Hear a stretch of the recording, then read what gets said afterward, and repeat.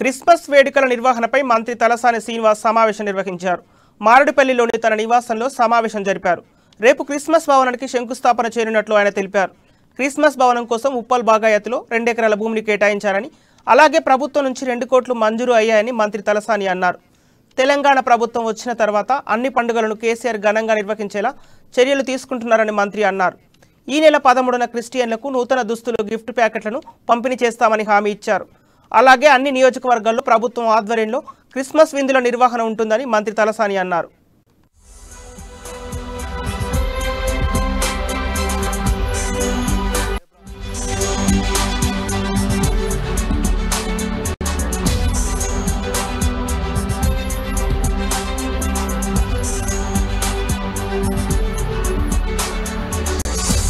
ఈసారి ఏంటంటే స్టిచ్చింగ్ చేసుకోవడానికి డిలే అవుతుంది కాబట్టి కొంత తొందరగా ఇవ్వాలనేటువంటిది చెప్పినాం. దాని ప్రకారం మన కమిటీ ఏదైతుందో మీరు కోఆర్డినేషన్ చేసుకొని, ఇప్పుడు ఫర్ ఎగ్జాంపుల్ సనత్ నగర్, అమీర్పేట్, మన బతంపేట ఏరియా లాస్ట్ టైం ఎట్లయితే సరే సపరేట్ గా చేసుకున్నా పర్లేదు, కలిసి చేసుకున్నా పర్లేదు. సనత్ నగర్ అయితే అంతా కలిపి లాస్ట్ టైం ఎట్లయితే వెల్ఫేర్ సెంటర్ లో చేసారో మన పోయి కూడా జయరాజ్ గారు మీకు యాజ్ యూజువల్ గా మీకు లాస్ట్ టైం ఏదో అడిగి అది ఓకేనా, మళ్ళీ ఇంకెక్కడన్నా అంటే ఈసారి ఏంటంటే స్టిచ్చింగ్ చేసుకోవడానికి డిలే